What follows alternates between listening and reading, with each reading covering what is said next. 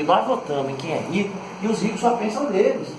E eu não entendia como garoto, como é que era esse debate entre eles. Depois eu fui entender.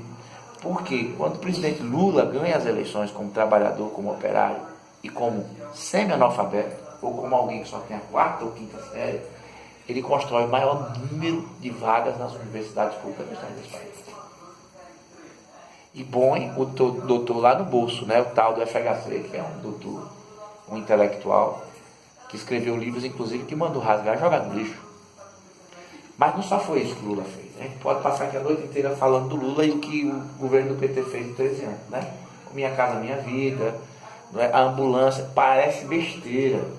Mas outro dia eu conversava com a H sobre isso e a gente dizia, hoje nós temos SAMU, mas como é que era antes? E é até difícil imaginar, quando você sofria um acidente, alguém parava com um carro, com uma picape e jogava você como se joga um animal, para você ser levado para o hospital.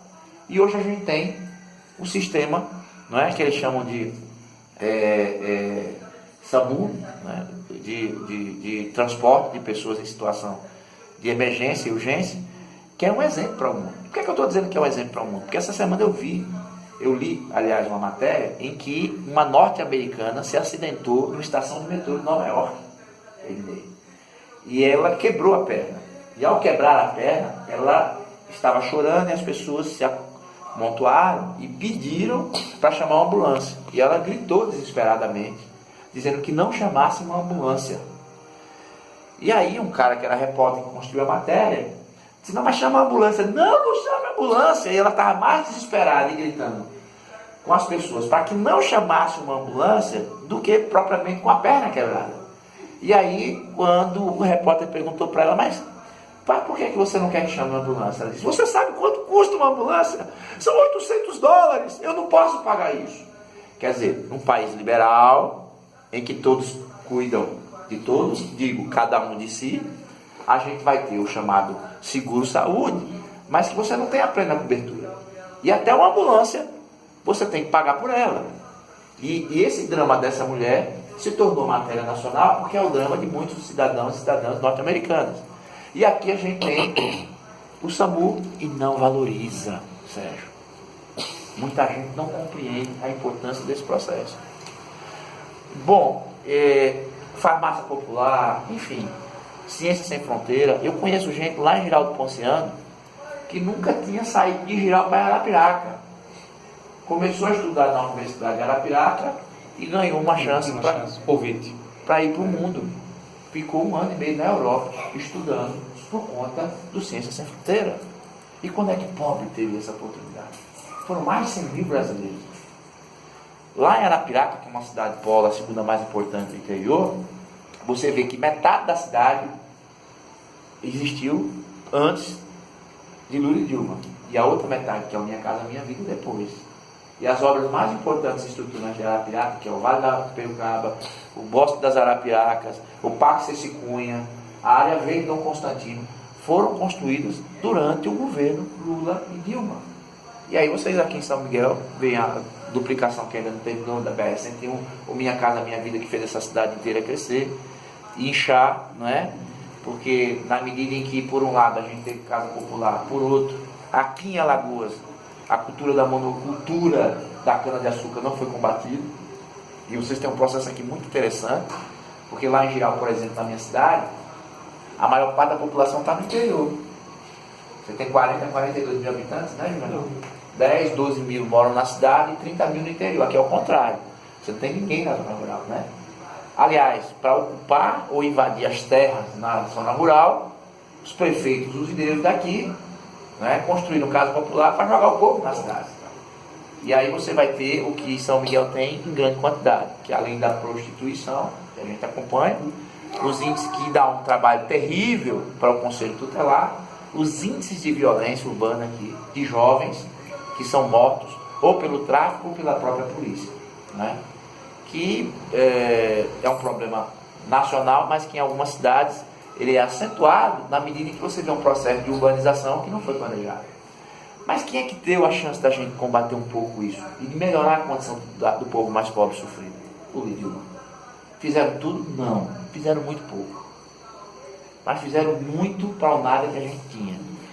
Olha, Sérgio, lá em Geraldo Ponciano, você fale mal de Padre Cícero Romano, e o povo é católico, mas não fale mal de Lula nem de Dilma.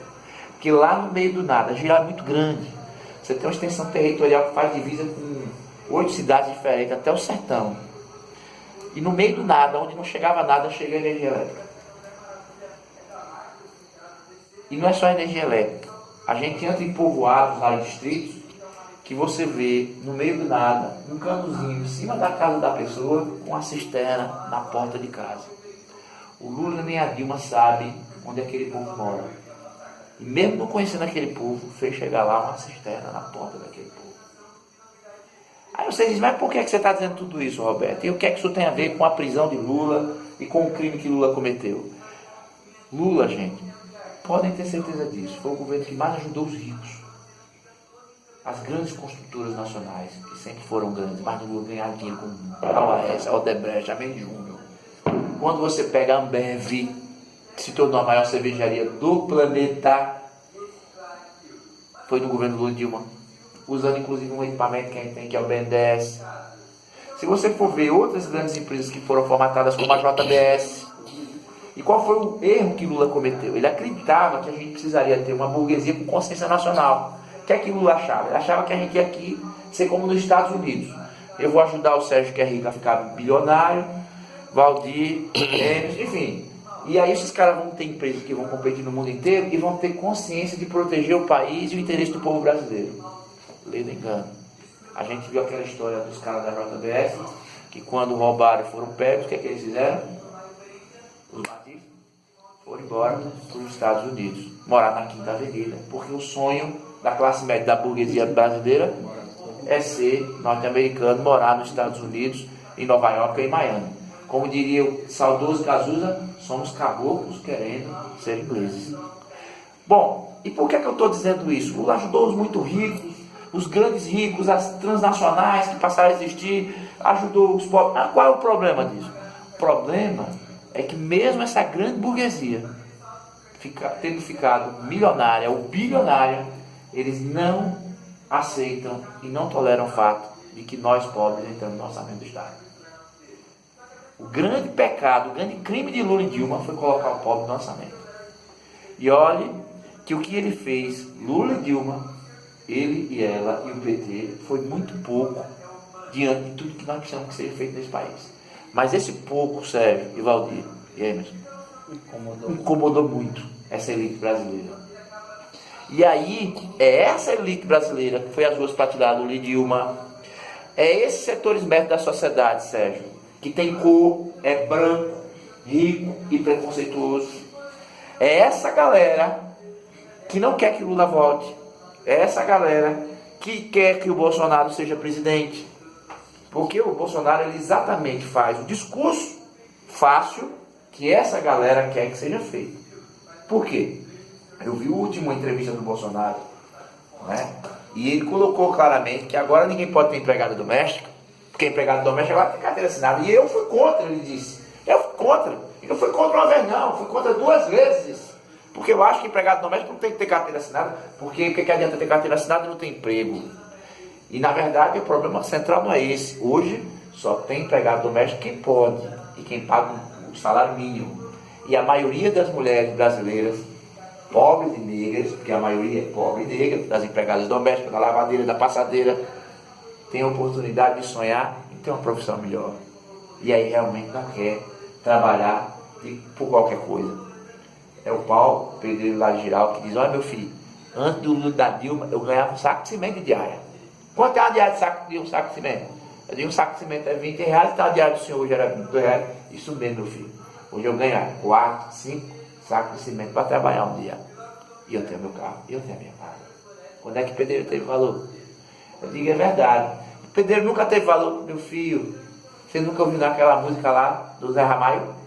Você faz uma escola, mas o filho não pode estudar. Você faz uma casa, mas não pode ter uma casa para você morar. E quando você olha para o prédio, você vê que o povo acha que você vai roubar. Era assim, meu filho, que nós era tratado. Mas agora nós sonhamos e nós temos filho em escola particular. E quando esse menino, filho do pedreiro, vai para uma escola particular, que vai encontrar o filho de um funcionário público, que acha, Sérgio, que é rico sem ser, o funcionário público olha e diz assim: nessa escola agora está entrando para estudar qualquer um. Repare que situação. Aí o cara que é de classe média, o rico, que tem um filho que toma danoninho desde que nasceu, que vai para uma escola privada, que faz o cursinho, que vai para a universidade, quando chega lá, vê o Juvenal entrando com cota, minha esposa entrando com cota, a Elineide entrando com cota, diz: esse país está perdido. Minha filha bem nascida, que eu sofri, que eu criei, que eu paguei escola, agora está na universidade com o esforço dela. Aí vem esses pobres, negros, com cota para entrar nessa minha universidade, para disputar com meu filho de forma desigual. E o que é pior, e aí eles não dizem, vai terminar a faculdade, vai fazer um concurso público, e pode ser que o filho do Juvenal passe no concurso e meu filho bem nascido não passe. E a proposta, o Juvenal acabou de passar no concurso que fechou a prova, segundo concurso dele. Então o que acontece, Juvenal? Essa galera está incomodada. Está incomodada porque pensa assim: pobre tem que saber seu lugar. E olha, não tem uma música que reflete, Sérgio, o pensamento dessa burguesia rica, branca e preconceituosa, melhor do que aquela música que falava da favela que o Faustão, em todos os programas da Globo, botava para tocar. Que é aquela em que o cara dizia lá na letra: eu quero ser feliz e andar tranquilamente na favela em que eu nasci, e poder me orgulhar e saber que o pobre tem seu lugar. E qual era o lugar do pobre? Na periferia, na favela. Tinha que descer lá o morro do Rio de Janeiro para a Zona Sul para trabalhar na cozinha do rico, nos restaurantes. Então é esse o modelo de sociedade que essa galera quer. E aí Lula rompeu com isso. Lula, Dilma e o PT romperam com isso. Bom, diante disso, o que fazer? Veio o golpe. O golpe, que houve uma tentativa com o Lula, e as pessoas esquecem. A história de invenção do mensalão foi uma tentativa de golpe. E aí eu preciso fazer justiça, sério, aos nossos adversários. O Renan Pai evitou naquele momento que a gente sofresse o golpe. E aí a gente precisa lembrar quem era o presidente da Câmara. Você lembra quem era o presidente da Câmara? Você lembra, quem era o presidente da Câmara, companheiro? Magno, alagoano, um dos maiores intelectuais da extrema-direita desse país. Não seria Eduardo Cunha, não. A gente teria se lascado ali. E aí veio a segunda tentativa de golpe, que foi quando a presidenta Dilma assumiu seu segundo mandato, e que foi bem sucedido. O resto você já sabe. Bom, por que é que eu estou dizendo isso para vocês, gente? Porque eu vivencio isso em geral e vocês devem vivenciar aqui. Tem lá o nome de uma padaria, meu amigo, gente boa, de classe média, mas acha que é rico. Ele é contra o Bolsa Família. Quando eu digo para ele: mestre, se você tirar aqui o Bolsa Família dos seus clientes, quem é que vai vir comprar pão? Não tem problema. Não tem problema, não tem problema. Agora o que eu não quero é Bolsa Família, porque agora todo mundo é preguiçoso e não quer vir trabalhar na minha padaria. E a fala dele, Sérgio, reflete exatamente o que os setores médios e a burguesia pensam. Eu posso até perder um pouco, mas desde que os mais pobres ficam mais. O que não dá é para misturar, é para juntar. O que não dá é para ver pobre com um pacote de biscoito, de água e sal no aeroporto para tomar um avião junto comigo. Porque eu sou de classe média. Quando eu chego no avião, eu quero encontrar aqui os filhos dos usineiros, né, das elites de uma cidade próxima à minha cidade. Quando eu entro no avião, que eu sento lá na minha cadeira, vem um pobre, aí o pobre está lembrando que eu não sou rico, que eu sou pobre. Se eu fosse rico, eu estava na primeira classe. E isso me incomoda. Então, diante desse quadro, e dito tudo isso, gente, qual é o cenário que nós temos hoje no país? Um cenário muito difícil e muito perigoso.